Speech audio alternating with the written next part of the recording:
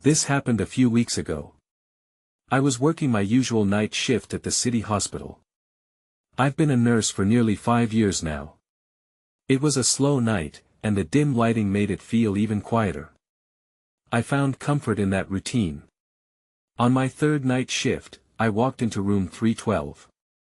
A man lay there, barely conscious. His monitor beeped softly, showing he was in bad shape. I checked his adjusted his blanket, and said a few calming words. Then he looked at me and whispered my name. Jenna. I stopped, my heart racing. I didn't know him. Why was he calling my name? I hurried out of the room, pushing the moment aside. I figured he was just confused. A week later, I was walking through the hallway with some charts. I heard laughter behind me. I stopped and turned. The corridor was empty. It sent chills down my spine. I walked faster to the nurse's station, but nothing seemed wrong. Maybe it was just my imagination, I told myself. Later that same shift, I sat at the desk preparing medication. I glanced at my bag next to me. When I turned back, it had moved across the room. My stomach sank. I was sure it hadn't been there a moment before. Alone in the quiet night, I felt a creeping unease. As the weeks passed, these strange incidents kept happening. I took my rounds, but shadows seemed to shift around me. Sometimes I thought I saw something out of the corner of my eye, but when I turned, there was nothing. I wanted to tell someone, but I worried they'd think I was losing it. All of it reminded me of that man in room 312. One night, I approached room 312 again. I pushed the door open, and he was awake. Jenna, he called again, but this time his voice was steady. I felt frozen. Do I know you? I wanted to ask, but the words stuck in my throat. I stepped back, the door creaking under my weight. He smiled then, and suddenly, the lights flickered. Was that just a glitch? I turned to leave, but something brushed past me, cold against my skin. I looked back. The room seemed empty, the man nowhere to be found. My heart raced. I thought I saw a shadow move in the corner, but it was gone when I blinked. Then I heard laughter once more. It echoed off the walls. I stumbled backward, fear pumping through my veins. Why did he call my name? What did it all mean? I didn't know. It felt like something was waiting for me, but I didn't know how to explain it anymore. Every time I thought of that man, my heart raced. I felt trapped in this cycle of confusion and fear. What was he trying to tell me? I still can't shake the feeling that something dark was coming for me. I couldn't shake the unease. The laughter from last night replayed in my mind, echoing through the quiet halls of the hospital like a haunting melody. I tried to push it aside as I prepped for my next shift. I arrived at the hospital feeling anxious, my heart pounding. I wanted to be brave, to prove to myself that I wasn't scared. I checked in with the night supervisor, and she gave me a curious look. You seem off tonight, Jenna. Everything all right? Yeah, just a little tired, I replied, forcing a smile. I knew there was more to it, but I didn't want to burden her with my fears. As the night unfolded, I tried to focus on my patients. I dealt with the usual tasks, checking vitals, administering medication, and chatting with those who were awake. But every creak of the floorboards and flicker of the lights pulled my attention, setting my nerves on edge. When it was time for my rounds, I walked slowly past room 312, the door slightly ajar. My heart raced as I peeked inside. The man wasn't there. The bed was empty, the sheets perfectly tucked in. I felt a mixture of relief and dread. Where had he gone? I continued down the hallway, but my instincts told me to turn back. That's when I heard it again, a soft giggle coming from my side. I whipped my head around, but the corridor was still empty. My mind was playing tricks on me. Get a grip, Jenna, I muttered under my breath. As I approached the nurse's station, I tried to shake off the fear. I delivered the charts and stepped outside for a breather, hoping the cool air would calm my racing heart. Suddenly, I felt a chill sweep through me, and I turned to see a figure standing at the far end of the hallway. It was the man from room 312. He was just standing there, staring at me, his face pale in the dim light. Panic surged through me. "Hey!" I shouted, but he didn't move. Instead, he raised a hand, as if beckoning me closer. I hesitated, frozen by fear and curiosity. What did he want? Why couldn't I shake this feeling that I should know him? Finally, I took a step forward, but the figure dissolved into shadows, disappearing before my eyes. I stood there, breathless, questioning my sanity. I rushed back to the nurse's station and grabbed my phone, fumbling to call one of my coworkers. But as I tapped the contact, the lights flickered and went out completely. The room plunged into darkness. My heart raced, and I felt a jolt of fear pulse through me. I heard the laughter again, now closer, echoing all around me. Panic clawed at my insides. I felt disoriented and alone. Then, something brushed against my arm. I spun around, and that's when I saw a piece of paper fluttering to the ground. My hand shook as I picked it up. It was a note, written in a scrawled handwriting I didn't recognize. "Find me in the light." What did it mean? I felt a sense of urgency gripping me. I had to figure this out. But as I looked around, the shadows seemed to lengthen, leaving me with only one thought: I needed answers, and fast. I needed to find the light. My hands shook as I stuffed the note into my scrubs pocket, hoping the urgency of the situation would guide me. I couldn't waste any more time. I flew down the corridor, making my way toward the main break room where the emergency floodlights wouldn't be far away. As I turned the corner, I heard the laughter again, this time right behind me. I whipped around, heart pounding, but the hallway was still empty. "This isn't funny," I whispered, trying to keep my voice steady. Panic surged within me. Had I completely lost my mind, or was something truly wrong here? I reached the break room and slammed the door shut behind me. My breath came in quick bursts as I fumbled for the light switch. The dim emergency bulbs flickered to life, casting long shadows around the room. I felt a rush of relief and pushed my back against the cool, metal door, hoping that this small moment of safety would give me clarity. In the harsh fluorescent light, I looked around. The room seemed normal: several tables, a coffee machine, a fridge I always found too small for our staff. But my eyes settled on the whiteboard hanging on the wall. It was covered with notes and reminders, but one phrase caught my attention: "Keep patients safe at all costs." It was written by a familiar hand, the night supervisor. Could she have known something? I grabbed a dry erase marker and scribbled my own note beneath hers: "Room 312. What happened?" Just then, the lights flickered again, and I heard a sound. It was soft at first, like a whisper threading its way through the cracks. My heart sank. This was not just my imagination anymore, it was very, very real. "Jenna." The voice was clear but distant.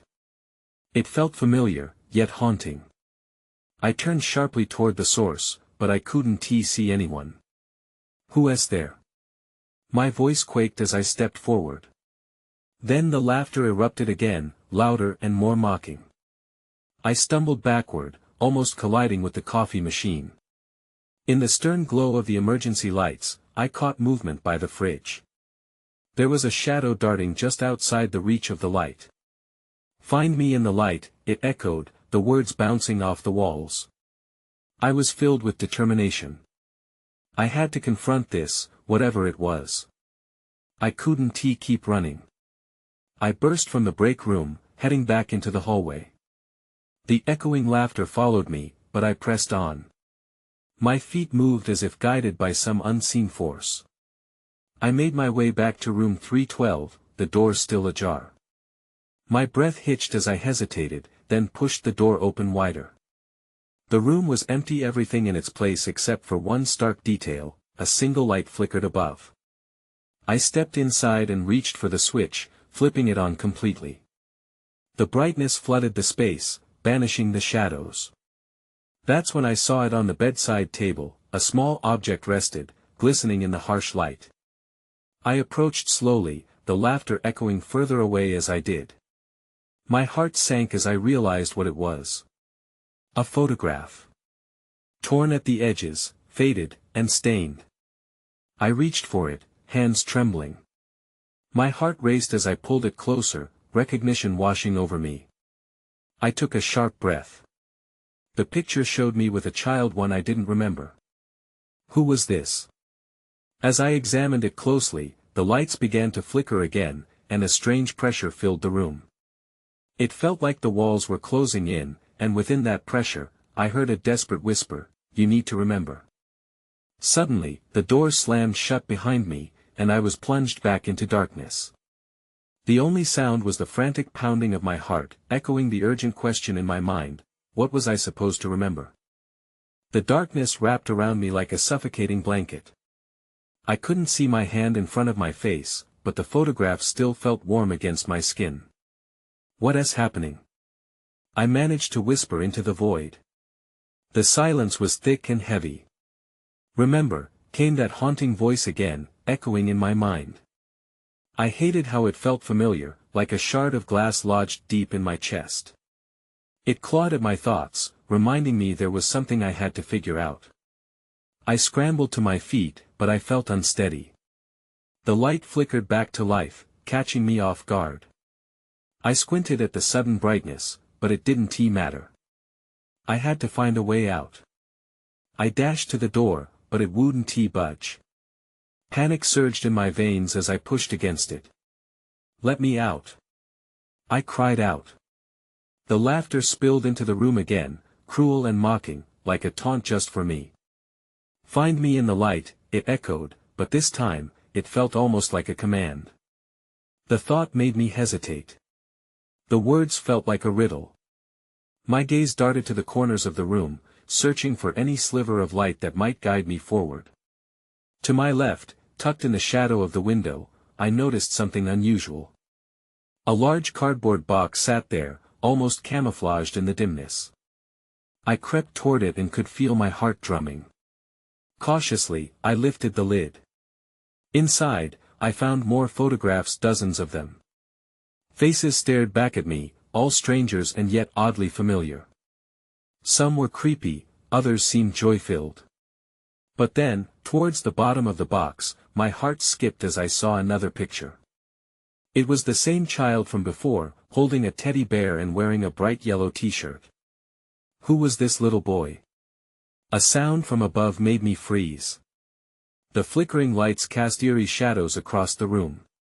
It sounded like laughter again, but this time it came from the hallway outside. I ventured a glance at the door, still sealed shut. "Help!" I shouted, too afraid to move. I needed to remember who that child was or what this was all about. But the pressure in my chest tightened. I felt a voice whispering, calling to me. "Find me." I shook my head, trying to clear the fog swirling in my mind. "Find you where?" I called back, half hoping for an answer. Then I saw it. A small light flickered beneath the door. An odd warmth radiated from it, and the shadows seemed to bend around the glowing edge. My instincts kicked in, urging me to follow it. Rushing back to the door, I pressed my palm against the wood. "Please let me out!" I screamed. The moment I did, I felt a rush of energy surge through me. Suddenly, the door swung open, nearly knocking me back.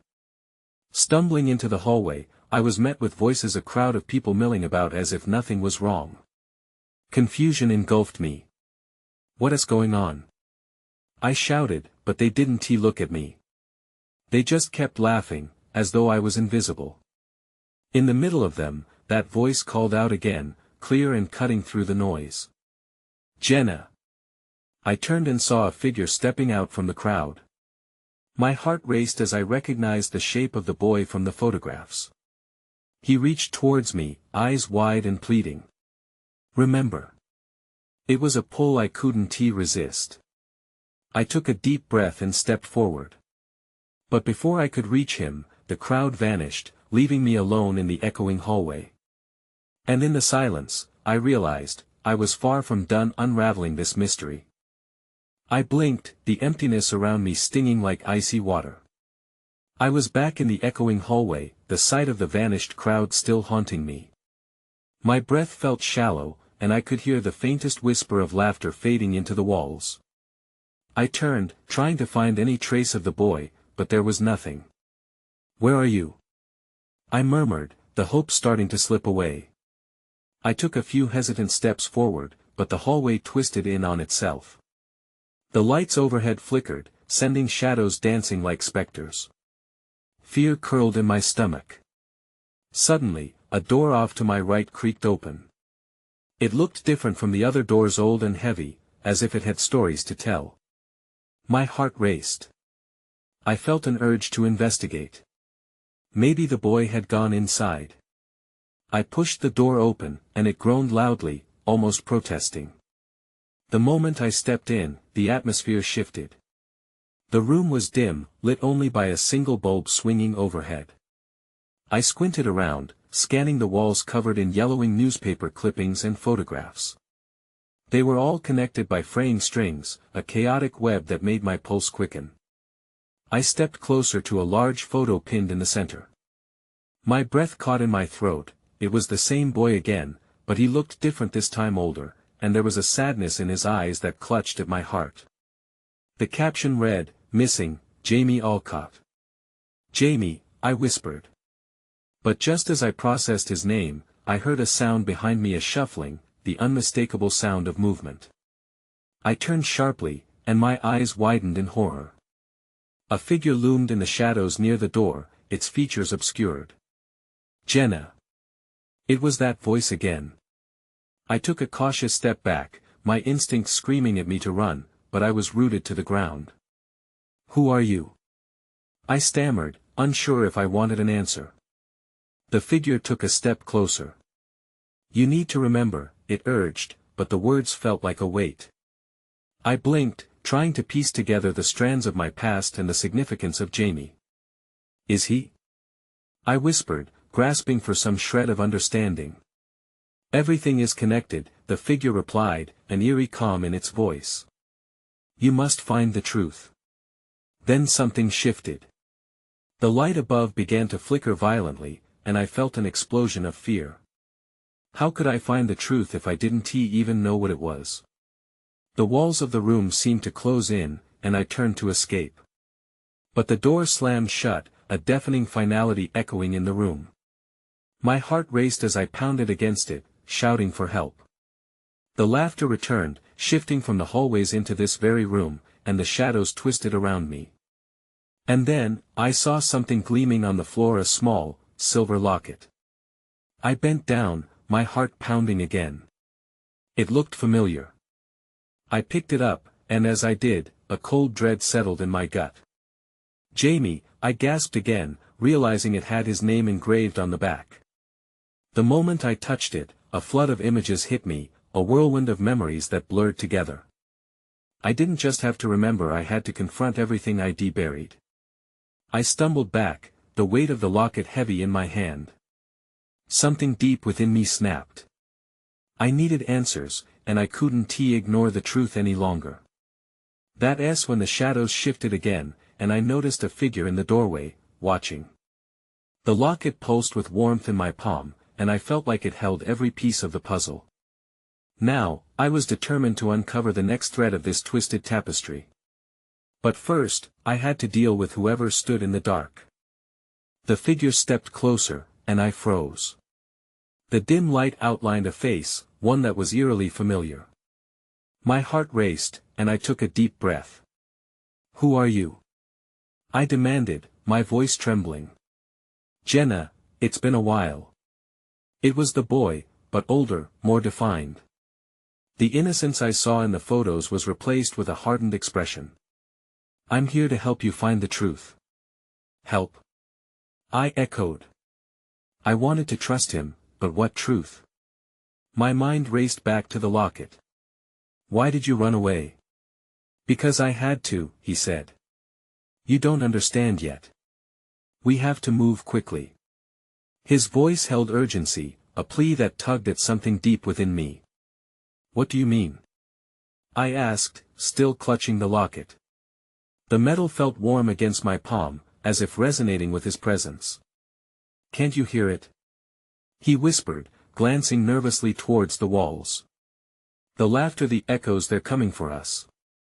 Before I could respond, the room lurched, a sudden shift in the air that left me dizzy.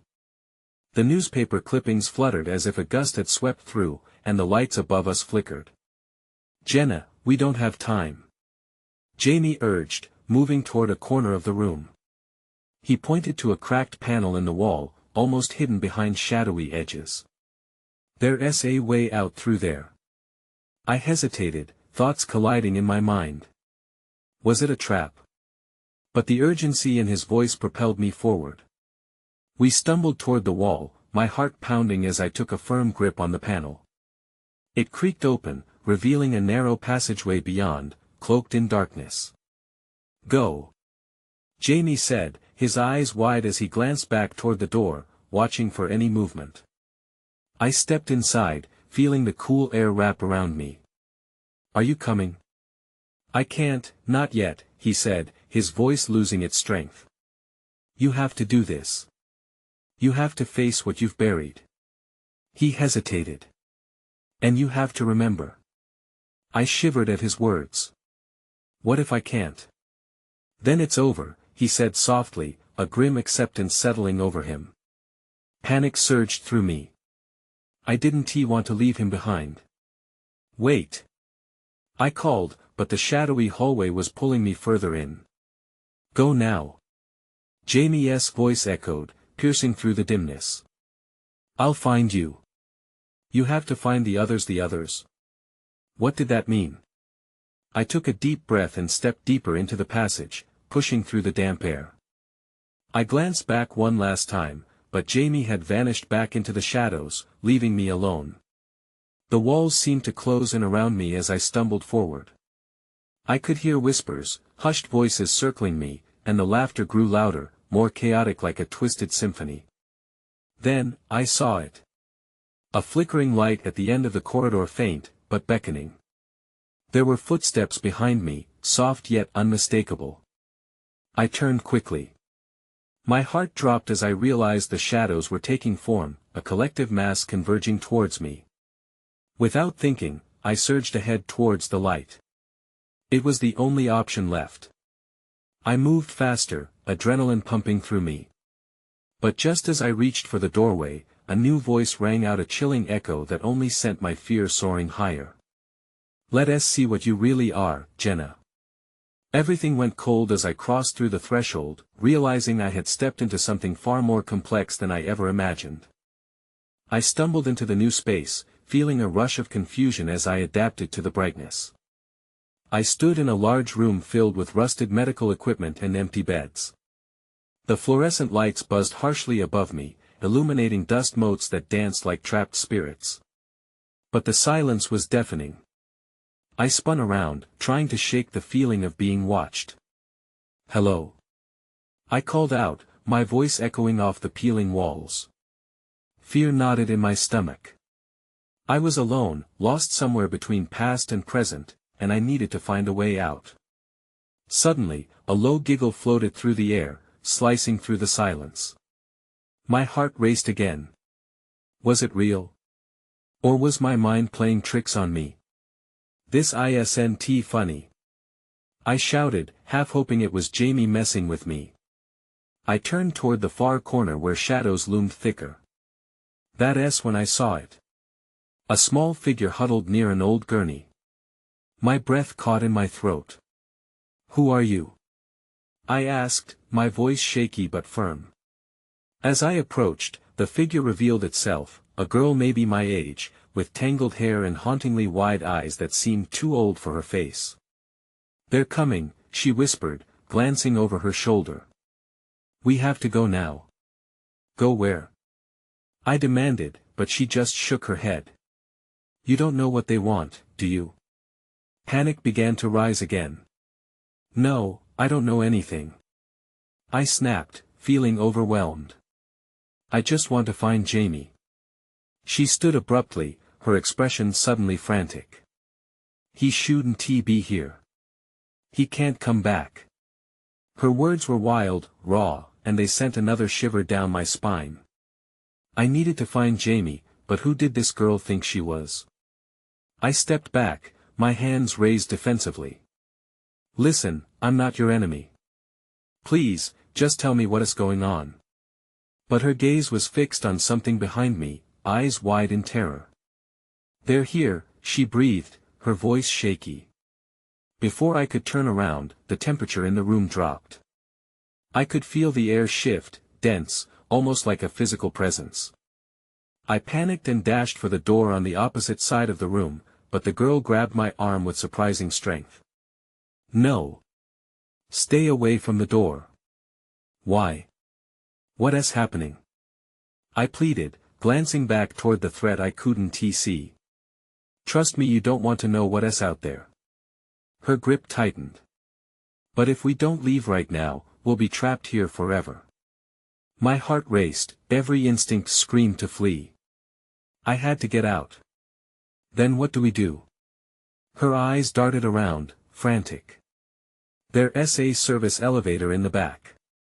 We can use that. But hurry. They already know we're here. I nodded, forcing my feet to move. I followed her as she led the way, my blood pounding in my ears. We dashed across the room, the laughter now a cacophony that made my skin crawl. Just as we reached the staircase leading to the elevator, the lights dimmed once more, and I felt a presence looming behind us. Go, go, go. I urged. But something in the air shifted, heavy and dark, as a voice filled the silence. Did you think you could escape? I turned to see shadowy figures lining the doorway, their shapes indistinct yet intimidating. I felt my chest tighten. There was no way out. I gripped the girl's arm. What do we do now? But her face was pale, and I knew we were out of choices. I stepped deeper into a nightmare, and I had no idea how to wake up. I glanced at the girl, and the sweat began to bead on my forehead. I was terrified, but I couldn't let her see it. We can't just stand here. Follow me. She hissed. Twisting on her heel, she led me down a narrow hallway that felt more like a dark tunnel than a hospital corridor. I had no idea where we were going, but I trusted her instincts, driven by the panic gripping my chest. The laughter faded behind us, but the chilling energy remained. I could feel it creeping over my skin, making me hyper-aware of every noise, my breath, the soft scuff of our shoes on the floor, even the distant hum of machinery. Just up ahead, the girl whispered urgently. I could see a flicker of light in the distance, and it made my heart lift for a brief moment. But that hope was dashed instantly as another wave of laughter echoed through the air, sharper and more mocking than before. Why are they laughing? I asked, my voice barely above a whisper. It's what they do. They toy with their prey. Her voice trembled, but she pushed ahead despite her fear. And it always ends badly. I didn't know who they were, but I was quickly learning that ignorance was not bliss. With every step I took, a gnawing sense of dread replaced my earlier panic. I felt the weight of shadows pressing closer, threatening to swallow me whole. As we approached the light, the corridor opened up to a small room. Old, covered equipment took up most of the space, but ahead I saw the elusive service elevator, a rusted box with doors barely hanging on their hinges. The girl dashed over, yanking on the doors. Help me. Together, we pried the doors apart. I winced at the creaking protest from the old metal. An oppressive darkness seemed to hover just beyond the threshold. I hesitated, suddenly aware of the shadows creeping closer. Get in. She urged. I scrambled forward, heart pounding against my ribs. Just as she slipped in beside me, I caught sight of a figure in the corridor, a shadow that morphed and shifted, rising like a wave. Close the door. I shouted, panic surging again. The girl lunged to press the button, and the doors scraped shut, sealing us inside. Breathing hard, we leaned against the walls, trying to calm our racing hearts. "Are they gone?" I asked, glancing at her. "I don't know," she replied, her eyes wide. "But they can smell fear." The elevator didn't budge. I pressed the button again, but nothing happened. A sudden spike of dread shot through me. I pressed harder and harder, but the stale air in the tiny space grew heavier and more suffocating. "Come on," I said through gritted teeth, "we need to get out of here." Then, a low rumbling filled the elevator, shaking us both as lights flickered wildly. The girl grasped my arm again. "This is bad." Her voice rose an octave. The shadows outside pressed against the metal like they were trying to claim us. Before I could say anything, the lights went out. And then everything fell silent. The darkness swallowed us whole. My heart raced as I strained to see anything in the shadowy elevator. I couldn't even tell if the girl was still beside me. "Are you okay?" I whispered into the void, hoping she was still there. "I'm okay," she breathed back, sounding barely reassured. Then, the ground beneath us trembled again, and the entire elevator jolted. "What was that?" I asked, gripping the metal railing tightly.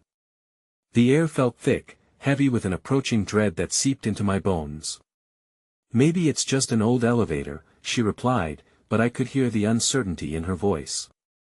I peered into the dark, searching for some sign of movement, but it felt as if we were suspended in a void. "Just hold on. It has to start moving eventually," I said, trying to sound more confident than I felt.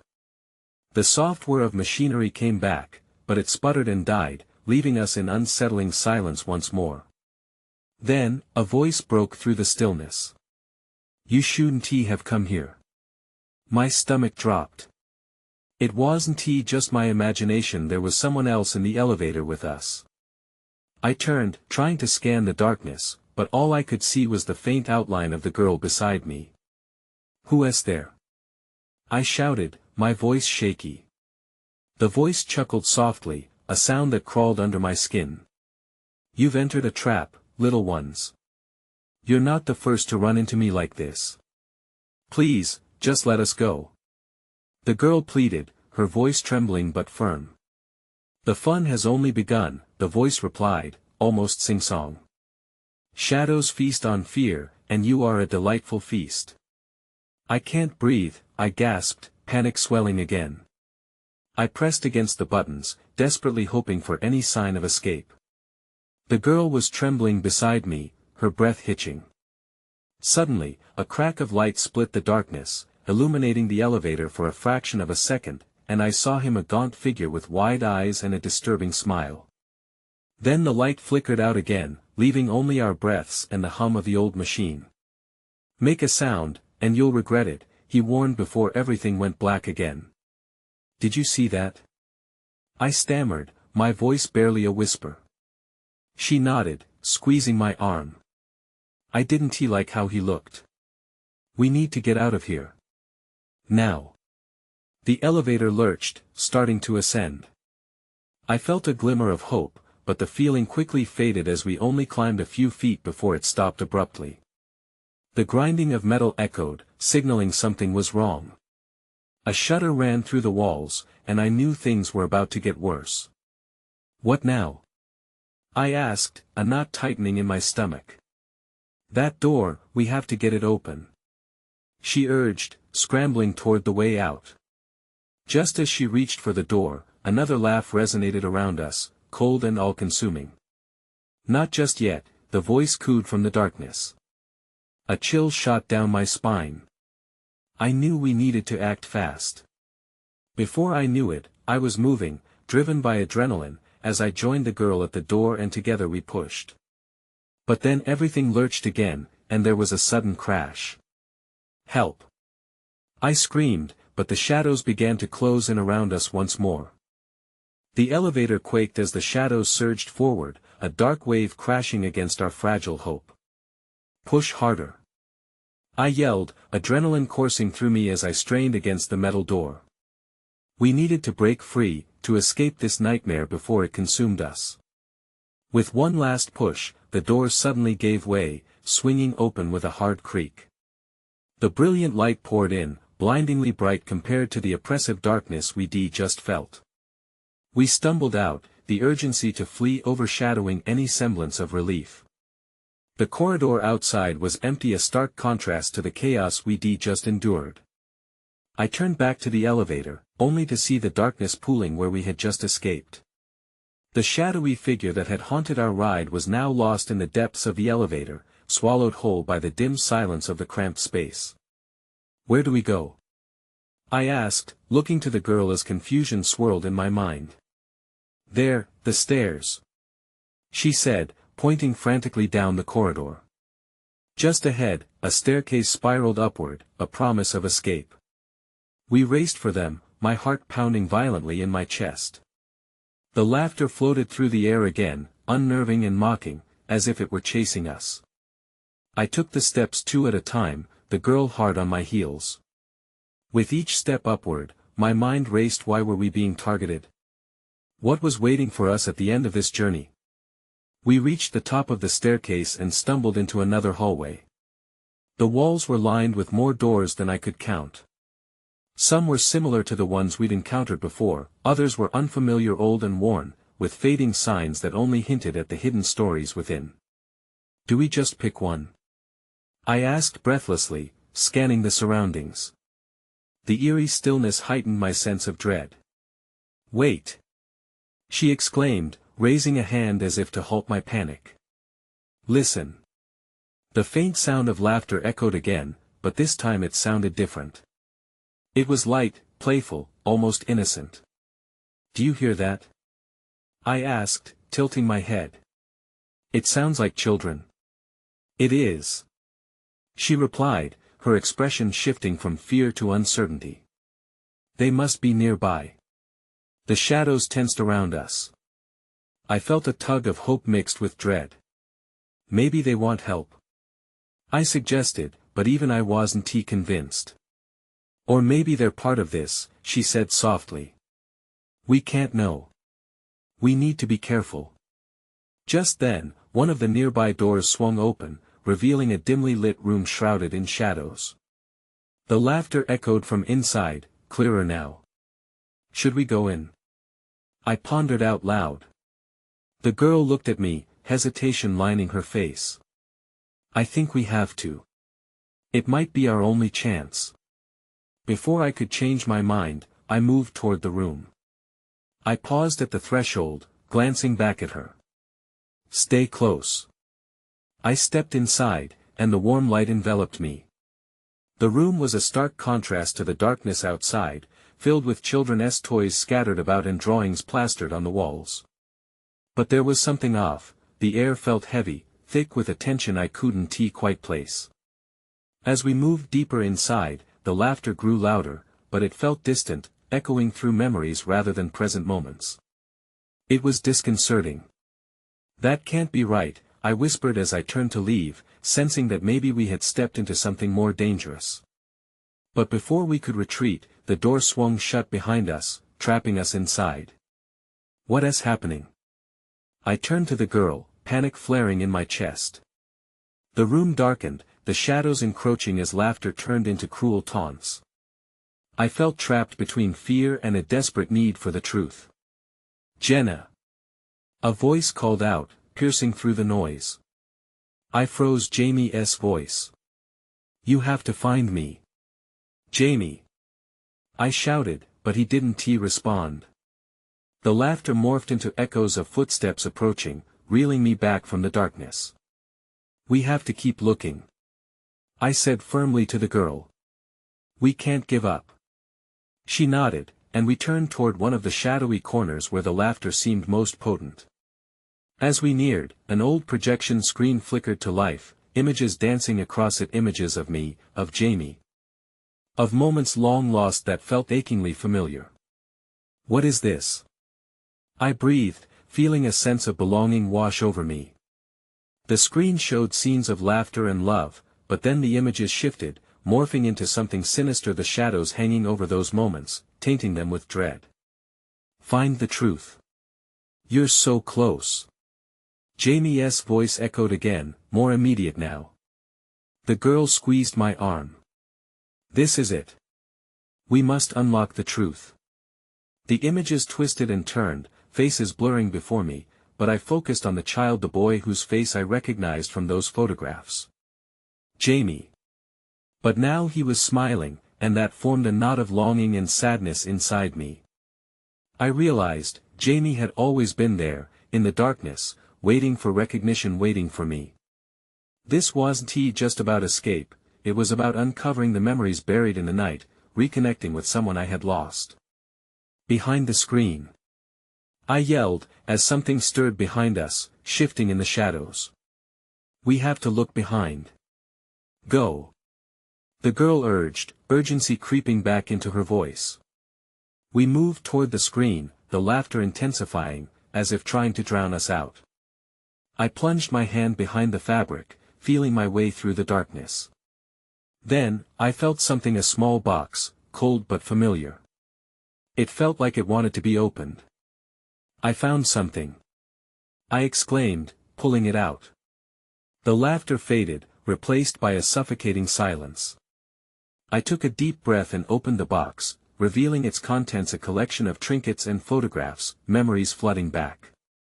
Faces grinned up at me, Jamie, the little boy, and others I recognized but could not fully place. But before I could process what was revealed, a chilling presence encroached around us again. You shouldn't have come here, the sinister voice followed, echoing ominously. The shadows tightened their grip, and I felt panic rise again. Jenna. Jamie's voice rang out once more, now sounding closer. Don't give in. Find the light. That moment ignited something in me, an understanding of what I needed to do. It's time to confront what was lost, I whispered to myself, glancing back at the girl. We have to face them together. As the laughter surged again, I held the box close. Show us.